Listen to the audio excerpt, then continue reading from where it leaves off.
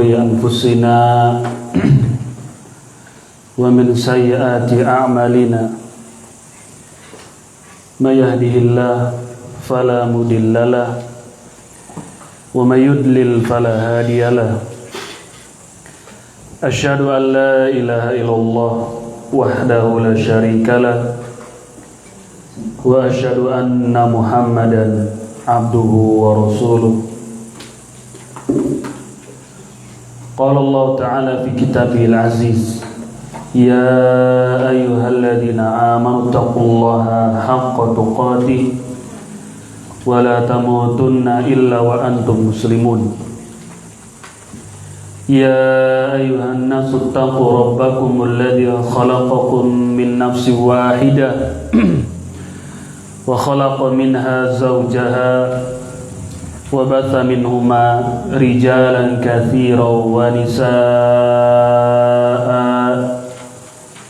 واتقوا الله الذي تساءلون به والأرحام إن الله كان عليكم رقيبا يا أيها الذين آمنوا اتقوا الله وقولوا قولا سديدا يصلح لكم أعمالكم ويغفر لكم ذنوبكم ومن يطع الله ورسوله فقد فاز فوزا عظيما أما بعد فإن أصدق الحديث كتاب الله وخير الهدي هدي محمد صلى الله عليه وعلى آله وسلم وشر الأمور محدثاتها فإن كل محدثة بدعة وكل بدعة ضلالة وكل ضلالة في النار.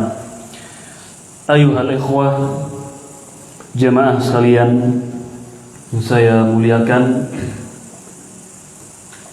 kita akan lanjutkan pembahasan minasyirki ayastagitha bi ghairillah aw yad'wa ghairah. Salah satu bab yang diberikan oleh Syekh Muhammad bin Abdul Wahhab rahimahullah di dalam kitabnya At-Tauhid, yaitu termasuk kesyirikan beristighotsah kepada selain Allah atau berdoa meminta memohon kepada selain Allah. Jamaah sekalian, di Kamis pekan yang lalu kita banyak membacakan nukilan-nukilan dari para ulama berkaitan dengan kesyirikan, baik dalam istighotsah atau secara umum, dari bergantungnya seseorang kepada para wali yang telah meninggal dunia, Waalaikumsalam, atau orang-orang saleh yang telah meninggal dunia, di mana sebagian manusia meminta memohon untuk ditunaikan hajat-hajatnya kepada mereka, khususnya setelah mereka meninggal dunia. Dan kita juga mengetahui dari Kamis pekan yang lalu dan Kamis-Kamis yang sebelumnya bahwasanya kesyirikan ini telah ada dari dulu dan telah banyak dibantah oleh para ulama. Bahkan kita di sini membacakan nukilan-nukilan dari sebagian mazhab, dari sebagian para ulama mazhab-mazhab, dari Hanafiyah, Malikiyah dan seterusnya. Ini membuktikan kepada kita bahwasanya as-sira bainal haqqi wal batil, peperangan atau perseteruan antara hak dan batil itu sudah lama adanya, sudah dari dulu. Antara tauhid dengan syirik itu sudah ada semenjak Allah Azza wa Jalla mengutus Rasul yang pertama, yaitu Nuh alaihissalam. Dan sampai hari ini masih terus terjadi as-sira itu, yaitu perseteruan, peperangan antara hak dan batil. Dan setiap kebatilan, di antara hikmah dan takdir Allah ada saja orang-orang yang membelanya, yang menyerunya. Ya para duat ala abwabi jahannam, para dai-dai yang berdiri di pintu jahannam. Siapa yang menurutinya maka akan dimasukkan ke dalam jahannam itu. Pasti ada orang-orang yang membela kebatilan itu dengan syubhat atau yang mereka anggap sebagai dalil, yang mereka salah di dalam memahaminya. Begitu pula ahlul haq akan senantiasa ada. Orang-orang yang membela kebenaran juga akan senantiasa ada. Ya, sebagaimana sabda Nabi kita yang mulia alaihi salatu wassalam, la tazalu ta'ifatum min ummati zahirina 'alal haqq, akan senantiasa ada pada umatku orang-orang yang berpegang teguh kepada kebenaran, dan mereka akan dimenangkan dengan kebenaran tersebut. La yadurruhum man khalafahum wala man khadzalahum, tidak akan membahayakan ahlul haq, orang yang menyelisihinya dan orang-orang yang mencela mereka. Selama kita berada di atas kebenaran, jelas apa yang kita pelajari itu Al-Quran dan Sunnah dengan pemahaman as-salafus saleh, maka tidak akan membahayakan igauan-igauan mereka, bualan-bualan mereka itu. Ahlul haq akan senantiasa ada dan menang. Ya, tinggal kita bagaimana menyikapi orang-orang yang berselisih dengan kita. Tetap kita menyikapi dengan baik orang-orang yang berselisih dengan kita dalam masalah al-haq dan batil ini. Ya, bukan berarti kita pukul mereka atau kita juga tutup sekolah mereka, tidak seperti itu. Atau kita tutup masjid mereka, enggak. Biarkan mereka melakukan itu pada kita, dan Allah akan melihat apa yang mereka kerjakan. Tapi kita tidak seperti itu. Kita tetap menyikapi orang-orang yang berselisih dengan kita dengan hikmah. Ya, tidak sebagaimana mereka mensikapi kita dengan brutal. Dan seperti itulah dari zaman ke zaman. Kalau kita membaca sirah an-nabawiyah, ketika mereka sudah habis hujjah, habis dalil, apa yang mereka lakukan? Pasang badan, main dengan kekerasan. Dari dulu, kalau kita mempelajari as-sirah an-nabawiyah, kita melihat bagaimana musyrikin yang sudah pusing berbagai macam cara mereka kerjakan, tapi tidak bisa menghalangi agama Allah ini. Yuriduna liyutfi'u nurullah bi afwahihim wallahu mutimmun nurihi walau karihal kafirun. Mereka ingin memadamkan cahaya Allah, agama Allah ini, tauhid, dengan kedustaan mereka itu. Akan tapi Allah akan sempurnakan agamanya, walaupun orang-orang kafir tidak menyukainya. Begitu terjadi dari zaman dahulu. Sebagian sahabat as-sabiqun al-awwalun merasakan mereka diintimidasi secara fisik oleh kufar Quraisy ketika itu. Bahkan Nabi yang mulia alaihi salatu wassalam beberapa kali diadakan percobaan pembunuhan. Sudah pusing mereka itu, sudah segala macam cara, tapi tidak bisa membendung para manusia masuk ke dalam agama Islam ketika itu. Akhirnya pasang badan, dan itu amalkan, mungkin ditiru. Sunnah mereka itu ditiru. Nah, dari keterangan para ulama di pekan-pekan yang lalu kita mengetahui bahwasanya kesyirikan di zaman mereka pun ada. Ya, oleh karena itu para ulama membahas gitu dan juga membantah sebagian tokoh-tokohnya sebagaimana sudah kita bacakan di Kamis pekan yang lalu, ini nukilan-nukilan dari sebagian ulama mazhab. Baik, ikhwan sekalian, disebutkan di sini dalam kitab Fathul Majid, anna ahlal ilmi mazalu yunkiruna hadhil umura asyirkiyata allati ammat biha al-balwa wa taqadaha ahlul ahwa. Falau tataba'na kalam al-ulama'i al-munkirin li hadhil umuri asyirkiyati la tala al-kitabu. Yang saya maksudkan itu kata Syekh di sini dalam nukil-nukil dari para ulama tentang kesyirikan yang terjadi adalah agar kita mengetahui bahwasanya ahli ilmu dari dahulu senantiasa. Dapat antum di sana itu? Ada nggak? Saya pinjam Pak Radit. Di situ, tunggu.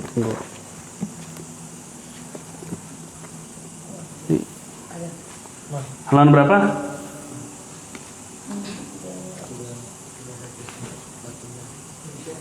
(300) Mana dia?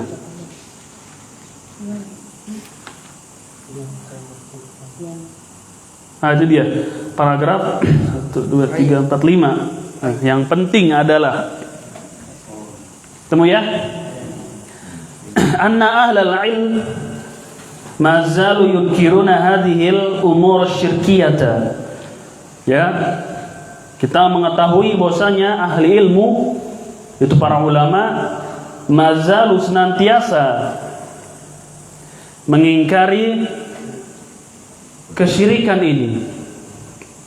Ya, senantiasa mereka mengingkari kesyirikan allati ammat bihal balwa. Yang kesyirikan ini telah tersebar luas gitu. Yang telah tersebar di mana-mana, baik di kota atau di desa. Bukan hanya di pedesaan kesyirikan itu, bahkan di perkotaan pun kerap terjadi. Tidak menutup kemungkinan terjadi di perkotaan, kota-kota besar. Ya, ada syirik-syirik kontemporer mungkin. Ya, kalau boleh kita katakan syirik-syirik kontemporer juga ada. Apa contohnya? Nah, percaya kepada apa? Ramalan bintang mungkin. Zodiak. Apa lagi?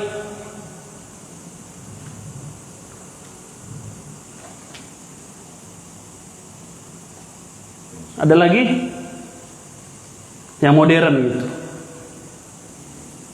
Untuk kesyirikan seperti apa? Ramalan cuaca.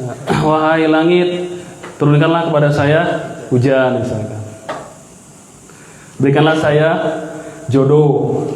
Wahai langit. Itu kan kontemporer, baru-baru.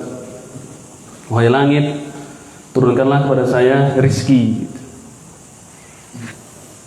Nanti rizki orang panik yang jatuh dari langit. Nama orang ya rizki. Thayyib, senantiasa diingkari. Ya, telah tersebar kesyirikan ini. Ya, bukan hanya di pedesaan, bahkan juga di perkotaan gitu. Bahkan juga menjangkiti orang-orang yang intelektual gitu. Orang-orang yang akademik lah. Orang-orang pintar. Juga tidak untuk kemungkinan menjangkiti mereka. Dan apalagi nanti di musim-musim mulai nih musim pemilihan apa namanya? Pemilu, pilkada, kampanye tuh banyak mereka kaum intelektual mendatangi paranormal, mendatangi para dukun agar dimuluskan, dilancarkan gitu. Itu yang datang sebagian orang-orang. Ya jelas orang-orang bertitel ya kan, orang-orang memiliki gelar dari S1, S2, S3, profesor mungkin, Allah a'lam. Itu menjangkit juga pada mereka, bukan hanya orang-orang yang tinggal di perdesaan, pelosok-pelosok gitu. Jadi kesyirikan itu tidak mengenal ras ya, tidak mengenal tempat, pendidikan, status sosial itu tidak mengenal. Selama mereka bodoh terhadap akidah, selama mereka bodoh terhadap tauhid, itu tidak menutup kemungkinan. Bahkan lebih kemungkinan lebih kuat menjakiti mereka itu. Bukan berarti yang sudah belajar tauhid merasa wah aman, sudah tenang saja Ustaz. Saya kitab tauhid bukan hanya Fathul Majid sudah saya tamatkan, syarah-syarah lain juga sudah saya selesaikan. Tenang, insya Allah saya aman. Insya Allah aman. Iya aja udah. Ya, kan ada di sini dalam bab al-khauf minasyirki, ya kan, bab tentang khauf, rasa takut dari kesyirikan. Bahkan doanya siapa? Nabi Ibrahim alaihissalam. Wajudubni wa baniya an na'budal asnam rabbi innahunna adlalna katsiran minan nas. Ya Allah, jauhkanlah aku dan anak-anak keturunanku dari menyembah kepada berhala. Itu Nabi Ibrahim alaihissalam berdoa kepada Allah agar dijauhkan, bukan terjatuh tapi dijauhkan dari penyembahan terhadap berhala. Dan juga siapa? Anak-anak keturunan beliau. Sesungguhnya berhala-berhala itu ya Allah telah banyak menyesatkan manusia. Itu faidah bagi kita. Bukan berarti kita yang alhamdulillah kita belajar membaca kitab tauhid lalu dapat tiket aman, tidak terjatuh kepada kesyirikan. Belum tentu, tidak ada jaminan. Yang ada adalah kita bisa mengetahui ya, dengan ilmu yang sebatas ada pada kita sedikit, ini syirik, ini tauhid itu. Sisanya taufik dari siapa? Dari Allah Azza wa Jalla. Kayak kita berdoa agar tidak dicabut hidayah ini, agar tidak dicabut hidayah di atas tauhid ini. Karena kita nggak tahu ujian-ujian yang akan menerpa kita, macam-macam. Kita nggak tahu. Karena hidup kita di dunia adalah sementara dan ujian, penuh dengan ujian terus-menerus. Baik ketika jadi santri atau sesudah lulus jadi santri, sebelum menikah dengan sesudah menikah, terus ada ujian. Sebelum punya anak, sesudah punya anak kan ada ujian, kita nggak tahu. Kayak kita nggak boleh merasa aman dari jatuh kepada dosa syirik ini. Nah, apalagi yang tidak belajar tentang tauhid. Ini tidak, kita katakan tidak mengenal ras. Itu siapa saja bisa kena. Baik anak SD atau yang gelarnya tinggi gitu. Jadi kita sebutkan di antara contohnya ketika musim seperti itu. Banyak orang-orang yang kita dapati di berita-berita di koran-koran datang menuju yang dianggap orang pintar gitu. Kata orang bodoh ya kan. Dianggap orang pintar atau dukun datang ke sana untuk apa? Supaya lancar lah gitu. Supaya mulus prosesnya, datang gitu meminta. Thayyib telah tersebar katanya. Wa taqadaha ahlul ahwa, dan telah diyakini kesyirikan ini sebagai din, sebagai agama oleh pengikut hawa nafsu. Bahasa ringkasnya adalah ahlul bid'ah. Kalau kita meneliti atau membaca perkataan para ulama yang mereka mengingkari kesyirikan-kesyirikan yang terjadi ini, kalau saya mau nukilkan juga di kitab ini, la tolal kitabu, maka buku ini akan tebal sekali, jadi lebih panjang lagi. Maka cukuplah apa yang kemarin kita bacakan secara ringkas.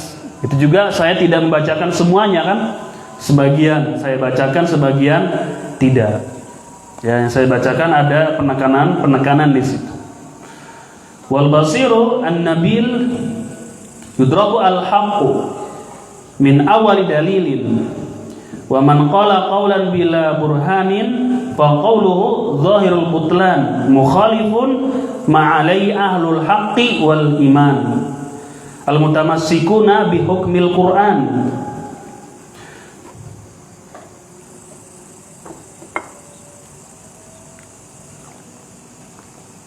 Al-mustajibuna lida'il haq wal iman wallahu musta'an wa alaihi tuklan. Orang yang basir, yaitu memiliki pandangan, atau bahasa gampangnya orang yang cerdas lah, orang yang pandai, dia akan mengetahui kebenaran ketika disampaikan kepadanya dalil atau hujjah, akan langsung paham itu. Orang yang cerdas ini juga tidak lepas dari taufik dan hidayah dari Allah Azza wa Jalla. Karena juga banyak orang yang cerdas tidak diberikan hidayah, yang akhirnya justru kecerdasannya membawa kepada kecelakaan.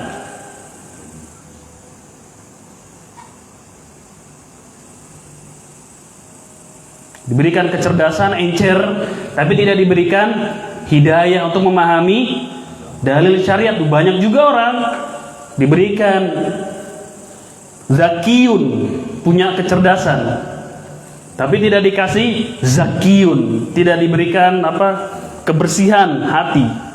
Dia hanya pintar saja. Itulah yang disebutkan oleh para ulama seperti Syekhul Islam Ibnu Taimiyah. Itulah yang menjakiti kebanyakan para ulama Mu'tazilah, yang mereka pintar tapi tidak diberikan hidayah, kesucian, kebersihan hati. Pintar dia, encer. Ada salah seorang ulama mereka, saya lupa namanya, dia itu cadel gitu, tidak bisa mengucapkan huruf zai atau ro gitu. Kalau bahasa Indonesia dia nggak bisa ngomong huruf R gitu. Itu gampangnya aja, tapi ini kan huruf hijaiyah gitu. Saya lupa huruf apa, dia nggak bisa bicara, itu cadel kalau kata kita. Tahu cadel kan ya? Ulel melingkel di atas pagel, mutel-mutel. Itu kan cadel huruf R. Nah, kalau belajar bahasa Inggris tuh sama Pak Andi, orang Inggris nggak bisa mengucapkan huruf R ya Pak ya? 4 nggak bisa dia, R itu nggak bisa mereka. Paham ya? Dia cadel nih ulama ini. Dia nggak bisa salah satu huruf hijaiyah, dia nggak bisa ngomong. Suatu hari dia tanpa persiapan, ini orang disuruh khutbah. Cobain tanpa persiapan disuruh khutbah, dia bisa, dan dia tidak satu pun kata yang dia ungkapkan itu, yang dia yang dia ucapkan, tidak satu pun yang mengandung huruf yang dia cadel itu. Luar biasa nggak? Nggak keluar itu huruf R, tapi dia bisa khutbah tanpa huruf R. Dan itu dadakan sifatnya, langsung mengalir aja. Pintar itu, tapi tidak diberikan zaki, nggak berikan kebersihan, kebagusan hatinya di dalam menerima dalil-dalil syar'i. Ibnu Taimiyah diantaranya mengatakan, menjakiti sebagian ulama Mu'tazilah ini, banyak yang pintar-pintar tapi tidak diberikan hidayah dia itu.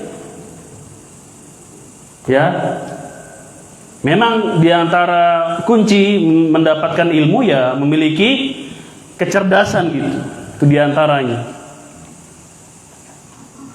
Itu diantara kunci untuk mendapatkan ilmu. Cerdas itu, cepat. Makanya di sana ada hal-hal yang harus kita perhatikan dalam menuntut ilmu, agar otak kita itu terang gitu. Kayak itu diantara wasilah gitu. Lah kalau Indomie terus ya nggak pinter-pinter, pop mie terus dimakan. Ya perlu kekuatan badan dalam menuntut ilmu syar'i. Disebutkan oleh Al-Imam Ibnul Jauzi dalam Kitabul Ilmi, Al-Hathu ala hifzil ilmi. dorongan motivasi untuk menghafal ilmu. Di sana ada jenis-jenis makanan yang bagus dikonsumsi oleh tulabul ilmi. Walaupun itu berdasarkan tajribah saja, berdasarkan tajribah kayak kebiasaan atau sifatnya itu bukan wahyu lah ya. Ya seperti makan kismis begitulah. Kismis tahu kan? Tahu kismis? Bukan matoa, kismis, tahu nggak kismis? Matoa aja sama rambutan. Kismis tahu kan? Anggur kering. Suka ada di cookies tuh ada. Sebagian mengatakan seperti itu. Bahkan Al-Imam Ibnu Jauzi sampai bentuk kepala itu dijelasin. Bentuk kepala nih kalau yang orang yang kepalanya begini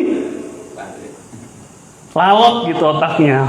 Tapi ini sekali lagi bukan wahyu. Itu kalam ulama seperti itu. Ya, ini kita tidak menjadikan kalam ulama itu sebagai nas seperti Al-Quran dan As-Sunnah. Enggak, itu kalam ulama saja. Nasihat atau mungkin ya kebanyakan yang dia lihat begitu ya. Sampai tinggi postur badan itu juga disebutkan. Ada kitabnya di sini. Maka di antaranya kecerdasan itu modal untuk mendapatkan ilmu syar'i. Ini perlu diperhatikan oleh kita sebagai orang tua. Ketika anaknya sedang belajar, dia perlu diperhatikan agar otaknya itu cerdas, terang, gizi, nutrisi yang bagus supaya kuat. Juga makanan yang dimakan juga harus bagus. Itu penunjang ya. Tetap ilmu yang memberikan siapa? Allah Azza wa Jalla. Bukan berarti kalau orang susah goblok semuanya, enggak. Tetap aja lo kalau makanan bagus tapi malas juga goblok. Mau makan apa lagi? Dada ayam lagi, protein tinggi, telur lagi direbus. Apalagi macam tempe tahu gitu dimakanin. Omega 3 dari ikan, tapi malas tiduran. Pintar tidak? Enggak, sayang mubazir. Mungkin tenaganya nutrisi itu akan terpakai di mana? Dalam tenaga doang udah. Jago kalau manjat pohon begitu aja. Tapi dia tidak mau belajar, malas akhirnya tidak diasah. Di kecerdasan itu modal. Santri ini harus tahu. Todong itu bapaknya, Pak beli susu, beli minyak ikan omega 3 supaya kita cepat di dalam memahami, menghafal. Todong. Tahu todong? Assalamualaikum Pak, susu habis. Susu kambing jo sana ada pondok. Bapak ini bisa aja nawarnya. SGM jo, saya murah sedikit. Buat apa itu denkau? Dia suruh beli sekalian. Kecerdasan itu banyak orang-orang Mu'tazilah cerdas tapi tidak memiliki kesucian zakiyun, dia nggak ada itu. Jadi di sini bukan hanya pandai saja sebagai modal untuk memahami dalil atau menerima hidayah, enggak. Tapi memang diantaranya dan memang sering sih orang-orang yang kritis intelektual tuh gampang untuk diajak diskusinya tuh enak gitu dibandingkan yang bebel banget, pegel. Gue ngomong sama orang kayak gitu, pegel. Kita ngomong warna merah gitu ya, dia ngomongnya biru, coklat, hitam, pegel nggak sih? Pegel, lebih susah lagi gitu. Tapi kalau orangnya cerdas, enak gitu kan, itu lebih asik pembicaraan. Cerdas memang di dasarnya sudah cerdas gitu. Jadi enak ngasih taunya begini, maksudnya lebih gampang. Itu modal. Makanya Imam Syafi'i di antara nasihatnya, ya akhi, lan tanalal ilmu illa bisittatin. Sa'unbika bibayani an tafsiliha. Wahai saudaraku, engkau tidak akan mendapatkan ilmu kecuali dengan 6. Pertama apa? Zakaun. Apa zakaun? Kecerdasan. Di antara modal itu kecerdasan itu. Kalian santri ini makan makanan yang bergizi yang bagus. Jangan pondok kalian tuntut, bapakmu tuntut sana, suruh kirim itu yang bagus-bagus. Pondok lagi tuntut suruh makan enak, makan tuh kemangi di luar. Supaya mendukung dalam belajar. Penting kita sebagai orang tua punya anak masa-masa belajar, kasih makanan yang mendukung dia supaya dia bisa membaca, belajar dan seterusnya gitu. Supaya tubuhnya itu kuat, cerdas dalam belajar. Matanya juga udah kelihatan, orang-orang yang rajin tuh matanya kelihatan terang gitu, semangat. Berbeda sama yang baru 2 lembar. Udah baca berapa lembar? 2 lembar Ustaz. Ajib. Baru berapa lembar? 2 lembar. Tubuhnya apa? Lemas gitu. Loyo. Oh iya, kita lanjut ke sini. Wa man qala qawlan bila burhanin fa qawluhu zahirul butlan mukhalifun ma'alaihi ahlul haqq wal imanu. Siapa yang berkata tanpa ada keterangan, tanpa ada hujjah atau dalil yang menguatkan ucapan atau pendapatnya, maka perkataan itu jelas sekali menyelisihi ahlul haq, menyelisihi orang-orang yang berada di atas kebenaran atau menyelisihi dalil, itulah. Jadi siapa yang berbicara tanpa dilandasi oleh dalil, maka jelas sekali perkataan itu adalah batil atau keliru, berbeda dengan ahlul haqq. Nah, makanya penting dalam Islam sebelum berbicara, sebelum beramal, apa dulu? Berilmu terlebih dahulu. Sebagaimana nasihat dari Al-Imam Al-Bukhari fi kitabihi Al-Jami'us Shahih. Ya, Imam Bukhari dalam kitabnya Sahih Bukhari mengatakan al-ilmu qabla al-qawli wal amal. Dan ini menjadi kaidah, menjadi kaidah. Kata para ulama menjadi kaidah bagi setiap muslim, hendaknya sebelum berkata dan sebelum beramal memiliki ilmunya terlebih dahulu, tahu dulu gitu ilmunya, baru dia mengatakan, baru dia mengamalkan. Dan kalau kita mau lihat lebih rinci lagi, yang dimaksud ucapan di sini adalah ucapan yang berkaitan dengan agama gitu, jangan sembarangan. Dan amalan yang berkaitan dengan agama harus punya ilmunya dulu. Kalau ucapan berkaitan dengan dunia, ketika salah, paling apa resikonya? Kalau salah ucapan dunia gitu salah, resikonya apa? Paling apa? Malu paling. Dosa tidak? Gak dosa. Gak dosa ada ayam lewat kita bilang usap ada apa? Ada macan gitu kan. Padahal itu adalah ayam. Kok kamu bilang macan? Itu resikonya paling apa? Malu. Udah dosa nggak? Nggak dosa. Mengerti? Ada ayam udah disembelih, dipotong gitu. Sama bulu-bulunya kita masukin belanga gitu langsung. Ada bulu-bulunya. Ada orang lihat gitu kok bulunya nggak dicabutin. Emang harus dicabutin? Berarti kan nih orang masukin ayam dengan bulunya tidak memiliki apa? Ilmu. Tapi akibatnya dosa atau tidak dia? Enggak apa-apa. Apalagi kalau lu doyan makan dari situ sama bulunya. Sekalian makan. Intinya dia kan salah itu dalam mengamalkan. Sama bulu-bulunya direbus, dimasukin bumbu apalah, bumbu RW sih kan. Dimasukin ada bulu-bulunya itu ayam. Itu kan salah perbuatannya itu. Karena dia nggak tahu ilmunya. Seharusnya adalah bulunya dicabutin dulu. Oke, bulu dicabut. Ada orang salah lagi. Dia dicabutinnya bagaimana? Dengan cara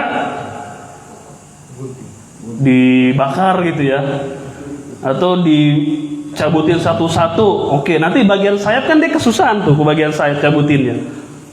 Tukang ayam ya enggak, tukang nyembelin ayam, ya kan? Seharusnya untuk cabut bulu yang paling gampang caranya bagaimana? Direndam air panas, direbus ya kan, baru gampang tuh, udah nggak usah tinggal di gini-gini aja sudah copot-copotan. Tapi dia nggak dibakar, salah nggak itu dalam mengamalkan? Resikonya apa? Dosa nggak dia? Nggak dosa, nggak apa-apa, udah. Dosa tidak? Enggak, paling malu ya kan? Malu, salah. Malu doang. Sama juga dengan ucapan juga paling kalau salah malu. Garisnya merah apa Raffi? Apa? Ya Allah. Siapa? Fari apa bahasa Inggris merah? Apa? Red misalkan. Ini ada orang bilang bahasa Inggris merah adalah black misalkan. Dia salah tidak dalam mengucapkan itu. Telah tersalah tidak, merah dibilang black. Padahal merah itu adalah green, apa? Red gitu. Dan tapi dia salah. Resikonya apa sih paling konsekuensinya? Malu aja. Tapi dalam din, waduh, haram. Gak boleh sembarangan. Dalam permasalahan agama gak boleh. Perang Badar di mana terjadinya? Tuminting. La ilaha illallah. Perang Badar dibilang tuminting. Panah wire itu. Hah? Panah wire. Di Boulevard 2. Salah nggak dalam ucapan masalah din itu? Salah itu. Bahaya tidak? Bahaya karena menimbulkan keyakinan kepada orang lain lagi. Apalagi dia tokoh luar biasa salah dalam masalah agama itu. Tokoh lagi kan dia, tokoh agama. Entah menokohkan diri atau nggak tahu lah itu saya backgroundnya udah. Salah gitu. Bahaya tidak itu? Bahaya itu. Perang Badar kok di situ itu kan ya. Di mana nih Kak perang Badar? Di Badar itu. Badar adalah nama sumurnya itu, sumur Badar itu. Dibilang di situ tadi salah. Bahaya nggak itu dalam masalah agama? Bahaya itu. Tanya qobliyah subuh berapa rakaat terserah. Mana-mana aja boleh. Bahaya nggak ini? Bahaya. Akhirnya menimbulkan keyakinan akan diamalkan oleh siapa? Oleh orang lain gitu. Bahaya. Ustaz, kalau sujud itu turunnya tangan dulu atau kaki dulu? Nah, kaki dulu, rukuk dulu. Lutut dulu. Karena kalau tangan nanti ibu jatuh. Lihat. Sembarangan tidak ini? Sembarangan dalam menjawab. Asal-asalan. Padahal bukan begitu jawabannya. Toib, bukan seperti ini ada permasalahan ilmiah dalam masalah itu. Nggak boleh sembarangan orang. Masalah agama nih, kalau tidak tahu dia mengatakan Allahu a'lam, saya nggak tahu. Itu bukan aib. Allahu a'lam nisful ilmi, tahu nggak? Perkataan Allahu a'lam saya nggak tahu itu sebagian dari ilmu. Nggak tahu udah jawab, jangan gengsi. Semua jenggot sudah panjang, pakai sholat berjamaah sudah rajin, nggak tahu, nggak ditanya sama orang, nggak dia jawab maksain. Bahaya tidak itu? Bahaya itu termasuk su'ul adab. Jeleknya adab seorang penuntut ilmu itu. Jawab nggak tahu. Daripada dia tersalah. Sebagian saja kalau masih ragu-ragu, masih disimpan. Ya Allah alam nggak tahu. Nanti saya akan lihat. Ini jangan sembarangan masalah ucapan kata Imam Bukhari, ilmu dulu sebelum berkata. Dan juga sebelum mengamalkan juga sama itu. Dan di sinilah banyak terjadi penyimpangan, kesesatan orang-orang berucap, beramal tanpa didasari oleh ilmu. Terjadi banyak perselisihan itu. Ya. Itu banyaknya orang-orang yang berbicara tapi tidak memiliki ilmunya. Jadi bahaya kan itu. Permasalahan yang sudah jelas, sudah disepakati ijma para ulama, ada orang-orang ini yang berbicara yang nggak punya ilmu, akhirnya jadi ada pendapat yang lain, rusak.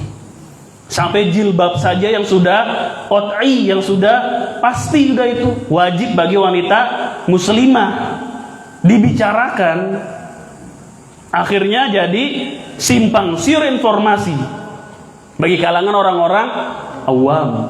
Sampai selamatan kematian yang sudah ijma itu kesepakatan. Ada orang-orang berbicara sampai terjadi perselisihan. Ada yang mengatakan boleh, nggak apa-apa itu selamatan kematian. Di sini bilangnya apa? Apa namanya? Doa arwah ya.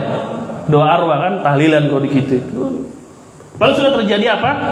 Kesepakatan karena ada orang-orang ini yang berbicara tanpa didasari oleh ilmu. Makanya kata Al-Imam Al-Ghazali, beliau mengatakan lau sakata man lam ya'lam laqala al-khilafu. Kalau sekiranya orang yang nggak tahu itu diam, akan sedikit perselisihan. Orang yang nggak tahu itu diam, kalau sekiranya kata Al-Imam Al-Ghazali, orang yang tidak tahu itu diam, akan sedikit perselisihan. Kenapa terjadi banyak perselisihan? Karena banyak orang-orang bahlul ini yang berbicara. Terjadi banyak perselisihan jadinya. Tadi saya contohkan masalah-masalah yang sudah jelas itu kan, jilbab itu jelas, tahlilan itu masalah yang sudah jelas, sudah qat'i, sudah terjadi ijma di kalangan para sahabat bahkan itu masalah tahlilan. Karena orang berbicara tanpa ilmu, ya terjadilah apa yang terjadi pada hari ini. Makanya perkataan Al-Imam Al-Bukhari menjadi kaidah besar, al-ilmu qabla al-qawli wal amal. Ilmu terlebih dahulu sebelum berkata dan beramal. Itu penting ya, ini buat kita semuanya ini. Ya, baik saya dan antum sekalian, penting. Dan jangan malu-malu kalau tidak tahu kita katakan Allahu a'lam. Karena orang-orang kayak kita ini sering diuji dari orang-orang awam gitu. Karena orang-orang melihat bapak itu sudah rajin, sudah mungkin, wah ini tanya sama pak itu. Itu ujian buat kita. Dia rajin orangnya, suka pergi majelis taklim ya kan. Orang nanya sama kita, Pak, gini-gini motong ini boleh gini-gini, itu nggak Pak? Oh boleh, nggak apa-apa. Kok boleh sih Pak? Saya lagi senang, boleh pokoknya. Nanti kalau Bapak lagi suntuk nggak boleh. Udah. Lagi suntuk, lagi kesel, nggak boleh. Kemarin Bapak boleh. Kemarin saya habis makan martabak, makanya boleh saya bilang. Itu ujian buat kita. Dari orang-orang tuh ngeliat kita kan rajin ke masjid apa kan, ditanya kita, Pak ini boleh gini nggak Pak? Soalnya gini. Kalau kita nggak tahu, katakan lo alam, saya nggak tahu. Bapak kan sudah pergi majelis taklim bertahun-tahun, masa nggak tahu ya? Kalau nggak tahu bagaimana saya, daripada saya mengatakan nanti salah. Kalau salah kan urusannya besar. Ketika Bapak ngamalin, saya menanggung dosanya. Saya nggak berani. Kalau Bapak bertanya cuci baju pakai merek apa, saya bisa jawab itu. Boleh saya jawab. Mana-mana saya bisa bilang. Tapi kalau masalah agama, bisa saya. Kalau saya nggak tahu, saya Allah alam, saya nggak tahu. Tapi kalau tahu, kita kasih tahu sudah. Sebatas ilmu yang kita ketahui. Mukhalifun ma'alai ahlul haq wal iman. Al-mutamassikuna bihukmil Quran. Toyib orang yang perkataan yang nggak ada dalilnya itu menyisihi ahlul haq, termasuk juga Al-Quran. Wallahu musta'an walahi tukulan. Kemudian dalil berikutnya nih ya, dalil yang berikutnya dibawakan surat Yunus ayat ke 106 dan 100 berapa? Dari 105, 106 sampai 107 ya. Surat Yunus.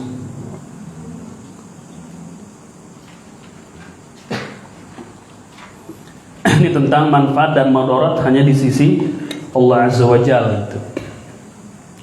Dan larangan kita beristighotsah kepada selain Allah Ta'ala. Wala tad'u min dunillahi ma la yanfa'uka wa la yadurruk fa in fa'alta fa innaka idzan minadh dhalimin. Wa yamsaskallahu bidur fala kashifa lahu illa hu wa yuridka bi khairin fala radda li fadli yusibu bihi ma yasha'u min ibadi wa huwal ghafurur rahim. Wala tad'u, jangan kau berdoa,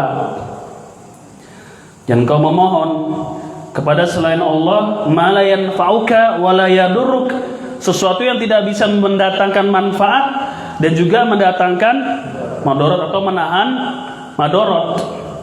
Jangan kau berdoa mohon kepada selain Allah yang tidak bisa mendatangkan manfaat dan madarat. Fa in fa'alta fa innaka idzan minadh dhalimin. Kalau engkau berdoa kepada selain Allah, maka engkau termasuk orang-orang yang zalim. Kezaliman yang paling zalim apa? Kesyirikan. Makanya kata Luqman, inna syirka la zulmun azim. Inna syirka la zulmun azim. Ya bunayya la tusyrik billah, inna syirka la zulmun azim. Wahai anakku, jangan kau melakukan kesyirikan. Sesungguhnya kesyirikan itu adalah kezaliman yang sangat besar. Makanya sebagian mufassirin menafsirkan idzan minadh dhalimin, kalau engkau berdoa kepada selain Allah, engkau termasuk orang-orang yang melakukan kesyirikan. Engkau termasuk orang-orang yang syirik gitu. Karena kezaliman yang paling besar di sini adalah kesyirikan dalam Islam. Kezalim di sini ditafsirkan dengan kesyirikan. Wa yamsaskallahu bidurin fala kashifa lahu illahu. Kalau Allah Azza wa Jal memberikan kepadamu untuk menakdirkan, menentukan untukmu madarat, maka tidak ada yang bisa mengangkat madarat itu, tidak ada yang bisa menahan madarat itu, tidak ada yang bisa memulihkan kembali madarat itu kecuali Allah saja. Jadi kalau Allah menakdirkan kepada engkau madarat, maka tidak ada yang bisa menghilangkan madarat itu kecuali siapa? Dia. Wa yuridka bi khairin fala radda li fadli. Kalau Allah menghendaki kepada engkau kebaikan, maka tidak ada yang bisa menahan kebaikan itu. Ya, kalau madarat Allah sudah takdirkan, tidak ada yang bisa menghalanginya atau mengangkatnya atau terhindar dari madarat itu, nggak bisa. Kecuali siapa? Allah, kembali ke situ. Sebaliknya kalau Allah menakdirkan kepada engkau kebaikan dari karunia-Nya, rizki dan seterusnya, tidak ada yang bisa menolaknya, tidak ada yang bisa menahannya, gampangnya. Yusibu bihi ma yasha'u min ibadi. Allah menakdirkan, memberikan kepada siapa saja dari hamba-hambanya. Wa huwal ghafurur rahim. Nah, ini ayat dibawakan oleh Syekh Muhammad bin Abdul Wahab, surat Yunus, yang menerangkan tentang bahwasanya madarat dan manfaat di sisi Allah Ta'ala, tidak ada yang bisa menahan atau mendatangkannya. Dijelaskan Ibnu Atiyah, makna qila li wala tad'u fa huwa ma'tufun ala aqim wa hadzal amru al-mukhataba lin nabi sallallahu alaihi wasallam idza kanat hakadha wa ahra an yatajarraza min dzalika ghairu wal khitab kharaja makhrajal khusus wa huwa 'amun lil ummah. Taib, di sini dijelaskan oleh Ibnu Atiyah, disebutkan oleh Syarih dalam Fathul Majid. Ada yang mengatakan wala tad'u di sini adalah pembicaraan kepada Rasulullah sallallahu alaihi wasallam. Jadi ada yang memaknai ini ayat khusus atau awalnya adalah kepada Rasulullah sallallahu alaihi wasallam. Akan tapi ini adalah sifatnya umum dan juga bagi selain beliau, tidak diperbolehkan memohon kepada selain Allah. Dan kalau Allah ingin mendatangkan madarat, tidak ada yang bisa menahannya. Sebagaimana Allah kalau ingin mendatangkan manfaat, tidak ada juga yang bisa menolaknya. Jadi umum juga kepada umat beliau sallallahu alaihi wasallam, bukan nabi saja gitu. Karena tidak ada kekhususan hanya nabi saja di situ. Ya, tidak ada kekhususan kepada Rasul saja. Memang pertama kali ayat ini yang diajak bicara adalah ditujukan kepada Rasulullah alaihi salatu wassalam. Tapi ini ayat umum, juga larangan bagi umat beliau agar jangan berdoa kepada selain Allah. Dan tidak ada yang bisa memberikan manfaat dan madarat kecuali Allah saja gitu. Umum, tidak ada kekhususan di sana.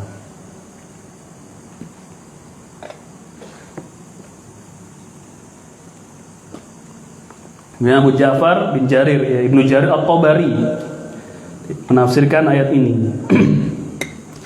Sebutkan yaqulu ta'ala dzikruhu wa la tad'u ya Muhammad min duni ma'budik wa khaliqik syai'an la yanfa'uka fid dunya wala fil akhirati wa la yaduruka fi dinin wala dunya, yani bidzalik al-alihah wal asnam. Yaqul la ta'budha rajiyan naf'aha aw khaifan darraha fa innaha la tanfa'u wa la tadur fa in fa'alta dzalika fada'awtaha min dunillah fa innaka idza minadh dhalimin yaqul minal musyrikina billah.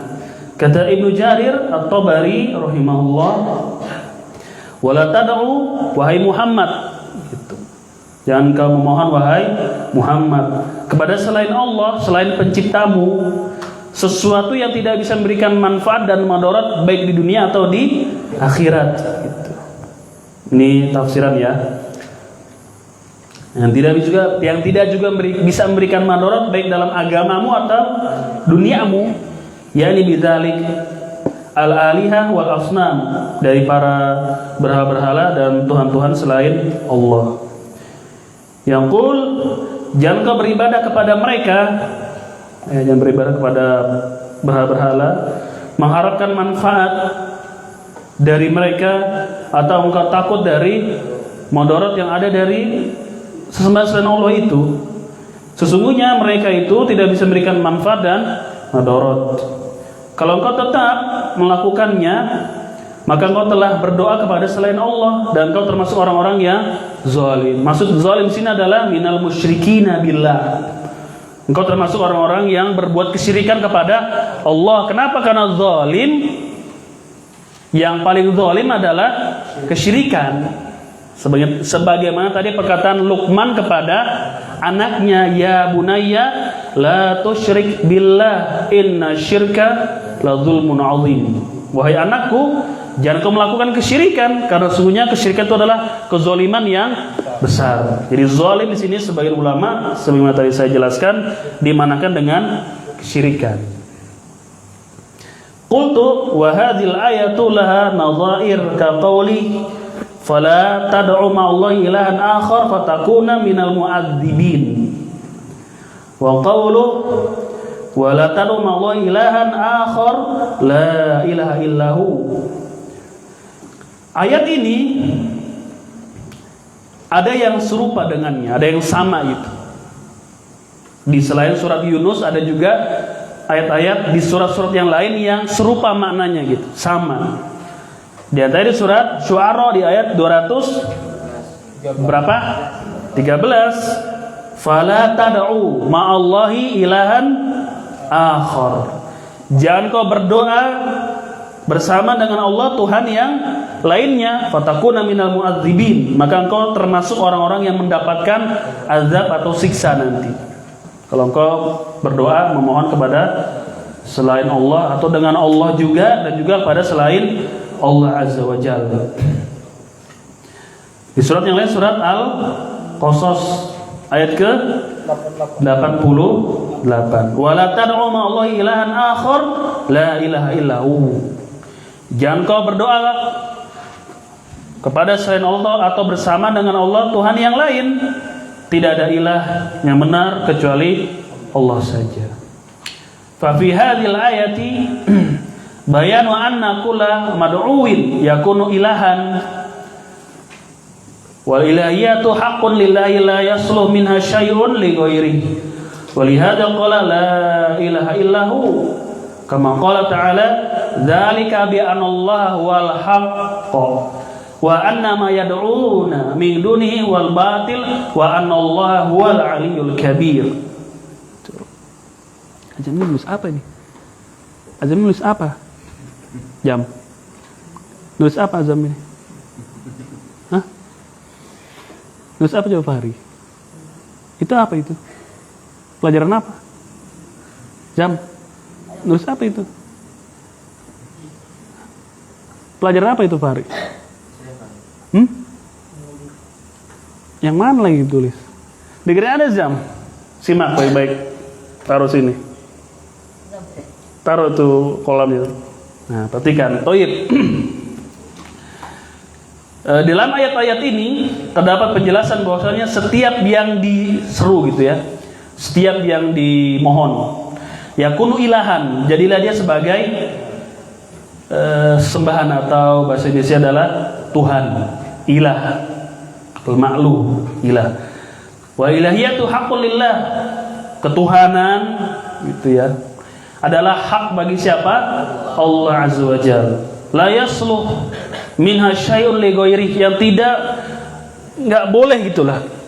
Tidak soleh atau tidak boleh gitu. Tidak dibenarkan. Keilahan itu, ketuhanan diberikan kepada selain Allah Azza wa Jalla. Karena al-ilah yang hak hanya siapa? Hanya Allah Ta'ala gitu. Maka setiap yang dipinta, yang dimohon selain Allah, dia adalah ilah. Taib ini di awal kalau kita pernah jelaskan, tidak setiap istighosa itu terlarang gitu.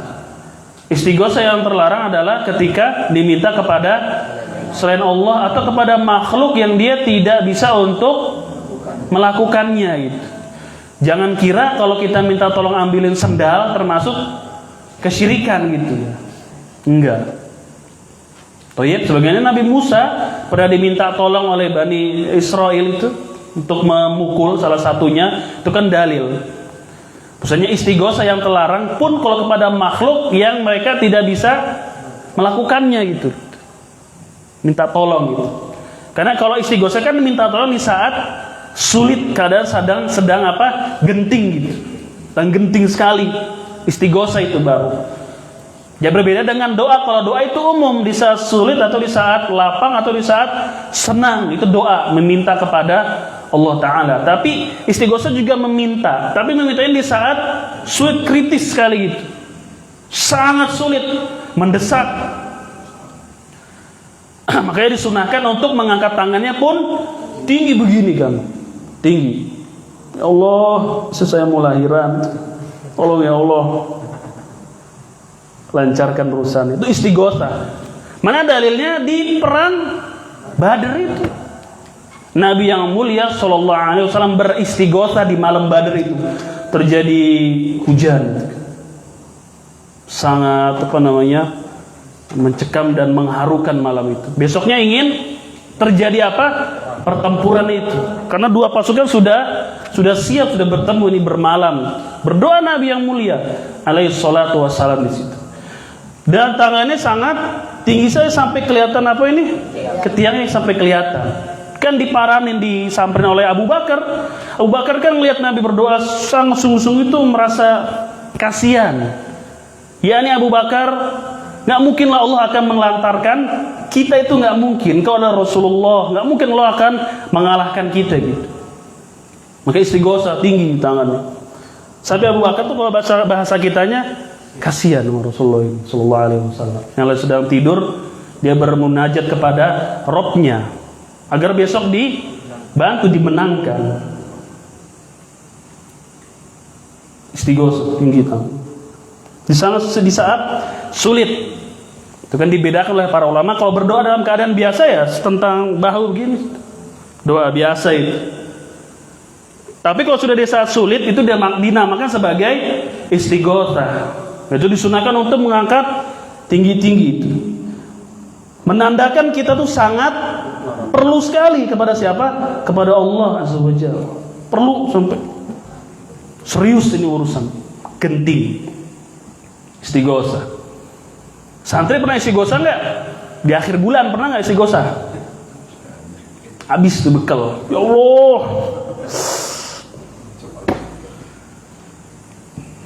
Bisa diucapkan ya Allah, sabun apa habis, dapat hukuman lagi dari Ustaz. Aduh ya Allah, suruh bayar listrik, nggak matiin air saya. Istighosa tuh minta di saat itu istighosa. Kalau doa itu biasa gitu. Kalau sudah untuk tinggi, sebagaimana sholat apa itu? Sholat istisqa yang sama. Nabi yang mulia alaihi salatu wassalam tinggi. Itu istighosa.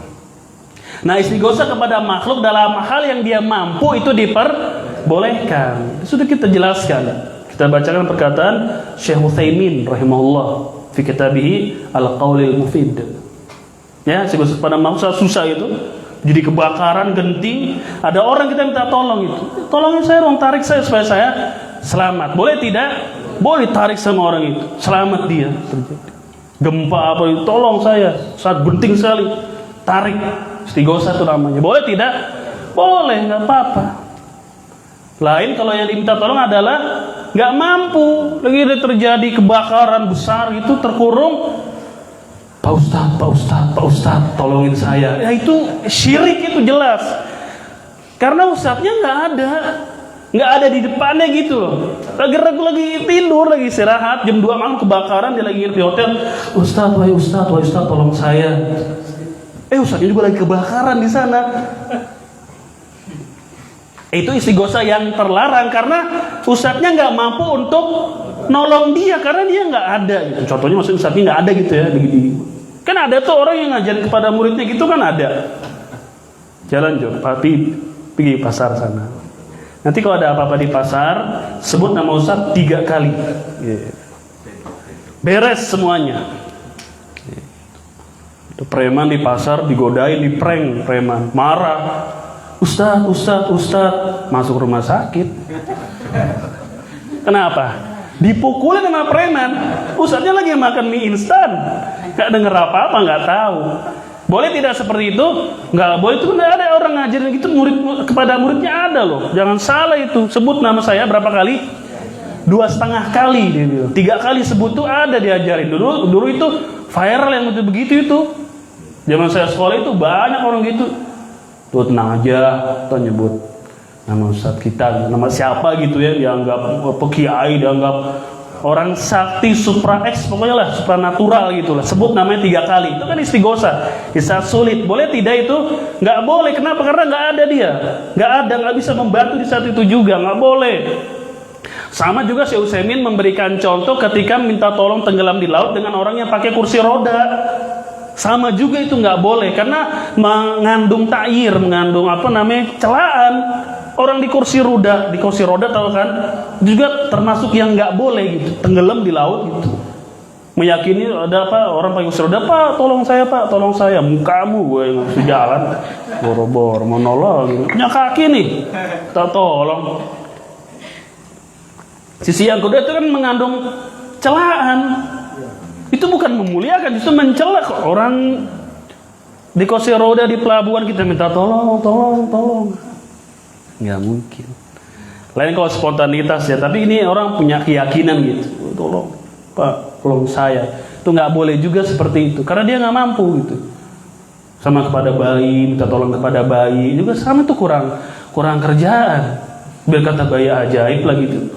Nggak boleh seperti itu. Apalagi kalau meyakini gitu, nih bayi sakti misalkan, tak tolong kepada dia, ini juga istighosa yang terlarang. Tapi kalau yang tadi lagi kebakaran, Pak tolong saya, kok tarik sama dia, ini diperbolehkan karena dia mampu untuk melakukan itu, untuk menyelamatkan. Dia mampu tidak? Mampu, bisa. Jadi istighosa yang terlarang kepada makhluk adalah ketika dia itu nggak mampu gitu, nggak bisa. Imma dia sudah mati gitu kan, yang kedua dia nggak ada di situ. Ya, yang ketiga keyakinan nih orang punya kekuatan ini dan itulah. Itu maka terlarang gitu. Thayyib, sampai di mana itu ayatnya? Surah Al-Hajj. Ini surat yang ini juga ada 2 nih. Selain di Al-Hajj ada yang lainnya. Zalika bi anna Allah huwal haqq wa anna ma yad'una min dunihi wal batil. Yang demikian itulah bahwasanya Allah Azza wa Jalla huwal haqq, dia yang hak. Dan apa saja yang kau seru, apa saja yang kau minta selain Allah, wal batil, itu adalah batil. Apa saja yang kalian seru, yang kalian mohon kepadanya, berdoa kepadanya selain Allah, wal batil, Tuhan yang batil. Wa anallahu wal aliyul kabir, dan Allah adalah maha tinggi lagi maha besar, maha mulia. Surat Al-Hajj. Wa hadza huwa tauhidul ladzi ba'atsallahu bihi rusulah wa anzala bi kutubah kama qala ta'ala wa ma umiru illa liya'budullah mukhlishina lahuddin. Yang demikian itu adalah tauhid gitu. Ya, memintanya kepada Allah dan seterusnya, itu adalah tauhid yang dengannya Allah mengutus para rasul. Yang dengan tauhid inilah Allah mengutus para rasul dan menurunkan kitab-kitab gitu. Kitab-kitab yang diturunkan kepada para rasul dan ditulis oleh para nabi, isinya tentang tauhid terbesarnya, prioritasnya. Sebagaimana Allah berfirman, wa ma umiru illa liya'budullah mukhlishina lahuddin. Wa din kullu ma yudanullahu bihi minal ibadat al-batinah wal zahirah. Din dijelaskan di sini, yang dimaksud dengan din adalah segala sesuatu yang kita memiliki keyakinan terhadap Allah, dari jenis-jenis ibadah yang nampak atau yang tidak tampak. Mayudanu bihil insan, mayudanu bihi al insan lillahi ta'ala. Jadi din di sini maknanya adalah sesuatu yang kita memiliki keyakinan kepada Allah Azza wa Jalla. Din, sesuatu yang diyakini, lebih gampangnya gitu. Agama kamu itu. Ya, kalau di sini mayudanu Allah bihi minal ibadati al-batinah wal zahirah. Din di sini adalah segala sesuatu yang kita bermuamalah gitu dengan Allah Azza wa Jalla, dengannya dari ibadah-ibadah yang zahir atau ibadah-ibadah yang batin. Wa fasara Ibnu Jarir fi tafsir bid du'a wa huwa fardun min afradil ibadah ala adati salaf fi tafsir. Yufassirun al-ayat bi bali afrad ma'naha. Kata Ibnu Jarir At-Tabari dalam tafsirnya bid du'a yaitu dengan berdoa padanya. Wa ma umiru, tidaklah mereka diperintahkan kecuali untuk beribadah dengan memurnikan betul kepada Allah, doa gitu, permohonan. Bahwa fardun min afradil ibadah, doa adalah salah satu kewajiban atau salah satu jenis dari ibadah-ibadah yang lainnya. Ya, bahkan doa sendiri itu adalah ibadah. Ad-du'a huwal ibadah. Doa itu adalah ibadah. Ala adati salaf tafsir yufassirun al-ayata bi bali afradin ma'naha. Faman sarafa minha syai'an liqabrin aw sanamin aw wathanin aw ghairi dzalik faqad takhadahu ma'budan wa ja'alahu syarikan lillahi fil ilahiyyah allati la yastahiquha illa huwa kama qala ta'ala. Thayyib. Sampai di sini pertemuan kita. Ada pertanyaan? Silakan. Nanti kita baca ini berikutnya. Faman sarafa minha syai'an liqabrin. Siapa yang memalingkan sesuatu pun dari ibadah ini kepada kuburan dan seterusnya. Kita baca. Pertanyaan yang lain? Ada pertanyaan? Habis tisu.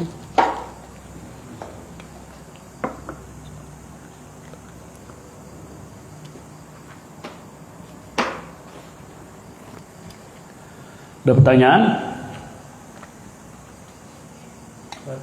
Ya.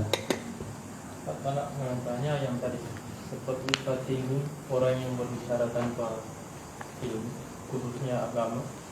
Misalnya saat kita dalam keadaan ada yang berbicara, misalnya di Jumat, nah, kita tahu dia melenceng saja akidah yang benar. Bagaimana sikap kita saat misalnya mau dengan itu saja? Atau kedua, apakah kita bisa meyakini ini orang ini sia-sia dia berkhutbah, dia tidak dapat apa? Gitu. Toib, ketika khotib tersalah, maka diperbolehkan kita untuk menegur, itu boleh. Ya, diperbolehkan untuk menegurnya, itu boleh ketika ada yang salah atau keliru. Sebagaimana khotib juga boleh menegur jamaah ketika sedang berkhutbah. Ketika sedang berkhutbah, khotib boleh menegur makmum yang ngapain lah, terserah lah, yang main HP atau tidur atau seterusnya. Begitu juga dengan khotib ketika salah, maka boleh kita untuk menegurnya. Namun dalam praktek ini tidak bisa juga kita serampangan itu, karena ini terkait dengan kaidah al-amru bil ma'ruf wa nahyu 'anil munkar. Kalau yang kita lakukan malah timbul kemudaratan atau terjadi blank di khotib atau yang lain, terjadi keributan karena masyarakat mereka belum tahu, belum mengerti. Ini dalil ketika Nabi yang mulia Shallallahu Alaihi Wasallam mendengar orang sedang khutbah gitu ya. Khutbahnya di sini dipersikan para ulama apakah khutbah Jumat atau yang lainnya.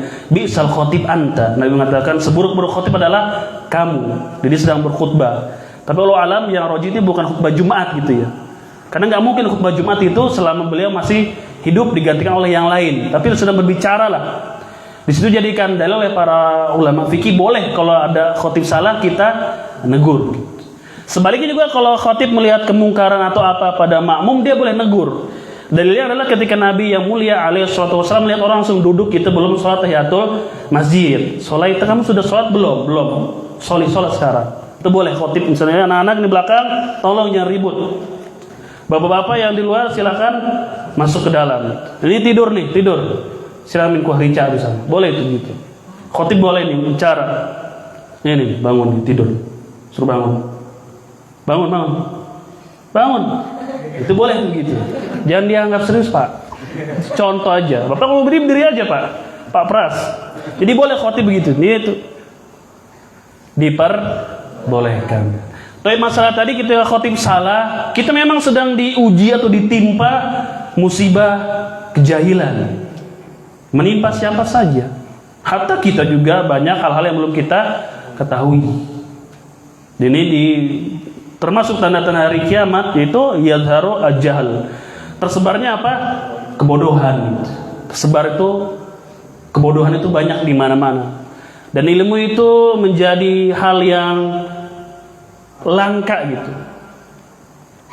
Hal yang mungkin aneh dan seterusnya. Jadi kita ditimpa dengan kejahilan. Dan itu merambat kepada khotib-khotib itu juga. Yang menimpa juga kepada sebagian mereka. Jelas sebagian mereka yang tidak kompeten apalagi gitu. Tidak memiliki ilmu dalam masalah agama, justru kesalahannya lebih banyak daripada benar. Yang benar pun terkadang yastabih, tercampur dengan syubhat dan lain-lain. Itu menimpa juga. Dan sikap kita bagaimana? Sholat seperti biasa bersama mereka. Yang salah mereka, yang salah khotibnya siapa yang tanggung? Dia gitu. Kita tetap sholat. Gak perlu atau gak wajib kita cari masjid-masjid yang katakanlah yang sunnah, enggak.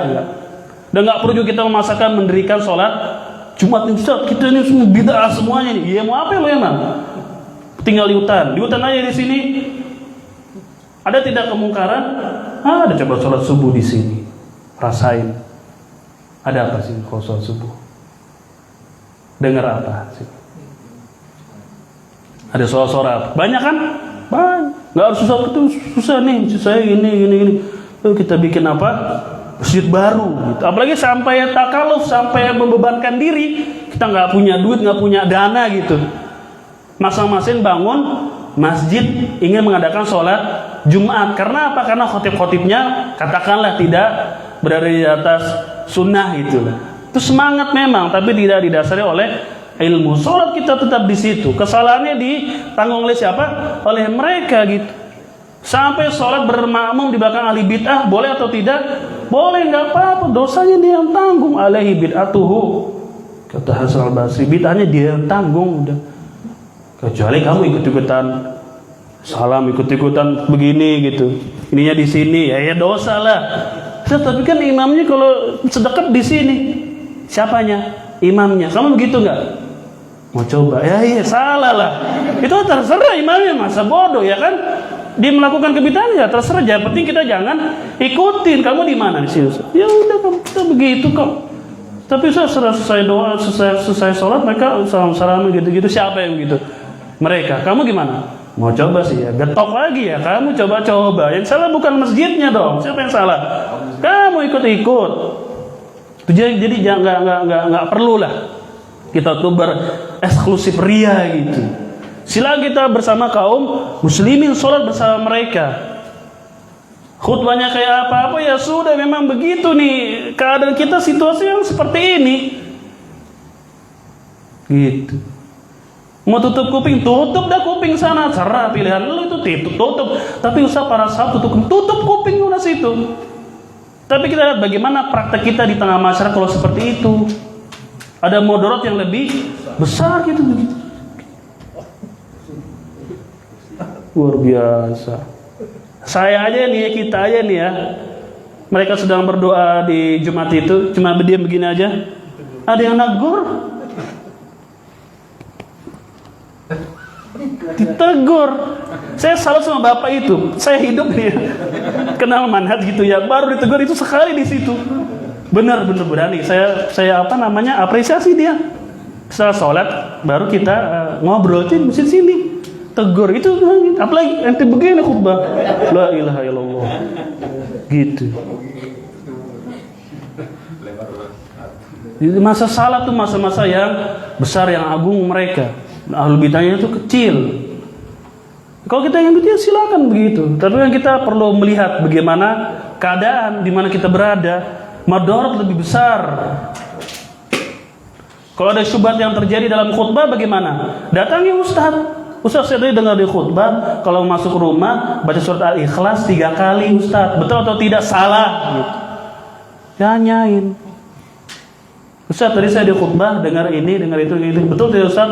Betul itu. Sahih seperti itu. Tanya kepada siapa?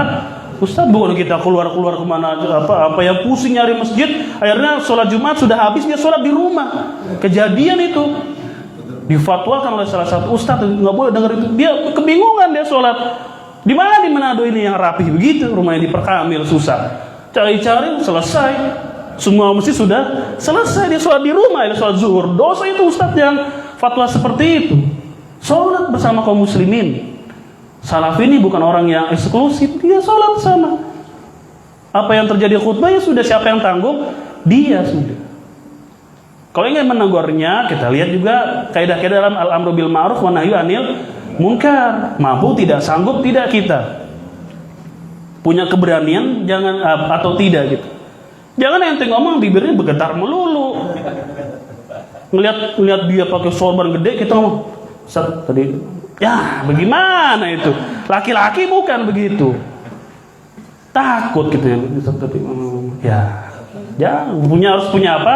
Kalau ingin amal punya ilmu, punya keberanian. Ustaz, tadi saya dengar Ustaz gini gitu. Iya, kenapa ya? Saya mau tahu dari mana sumbernya gitu. Jadi kita harus lihat juga kan terjadi apa sih. Kalau kita punya ilmunya yang sampaikan sudah. Kalau kita nggak mampu bagaimana? Ingkari dengan hati. Saya setuju dengan seperti itu. Sudah, selesai. Kalau kita mampu ya silakan rubah gitu. Kalau ingin tegur di khutbah, Ustaz gitu. Baca ayatnya salah keliru. Kan Pak itu banyak Pak. Khutbah itu baca ayat itu salah itu banyak. Itu mengiris hati kita itu. Terasa itu. Perih gitu. Mendengar hadis-hadis apa dia baca itu terasa di situ. Iya, tapi keadaan kita memang seperti ini udah. Sebagian juga di pondok kita ini kita ajarin mereka untuk begitu gitu loh, untuk tahu kenyataan di luar. Supaya kayak santri-santri kita tuh tidak jadi orang yang sut.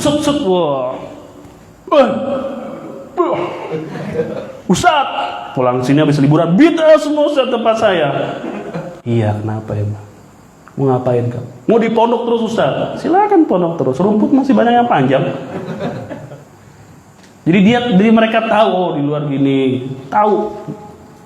Nanti di pondok diapain? Di sini biasanya habis khutbah Jumat, sholat asar, dibersihin itu syubhatnya. Dapat apa tadi? Dapat Al-Ikhlas dibaca 3 kali masuk rumah. Saat ada yang bilang itu lagi di jalan, kita lagi sholat, katanya kalau baca salawat itu mobil mau ta'ambur. Wah, Allahu Akbar. Ada kan? Lapor Ustaz, tadi sholat di luar ketemu bapak-bapak kalau di masjid, kalau mau bersalawat Nur Muhammad itu mobil semua bisa ta'ambur. Wow. Tahu kalian, jadi tahu. Oh, banyak orang-orang yang seperti itu. Jadi sikap kita kalau punya ilmu ya silakan disampaikan dengan yang baik gitu. Kalau kita nggak mampu ya sudah cukup ingkari dengan hati. Apalagi kalau madorotnya lebih besar terhadap antum, terhadap dan lain-lain lah kita lihat. Tapi kalau bisa mampu orang yang kita kenal, kita punya nomornya itu ya silakan untuk kasih tahu, bisa lewat WA dan yang lainnya. Kalau mengatakan khutbahnya sia-sia, Allah alam, kita nggak bisa terlalu jauh seperti itu. Allah alam, karena itu amal ibadah hanya Allah yang mengetahui kualitas dan seberapa besar pahalanya. Karena seringnya khutbah itu kan juga tercampur antara yang hak dengan yang batil gitu. Allah alam, saya kira satu saja pertanyaan. Subhanaka Allahumma bihamdik asyhadu an la ilaha illa anta astaghfiruka wa atubu ilaik. Assalamualaikum warahmatullahi wabarakatuh.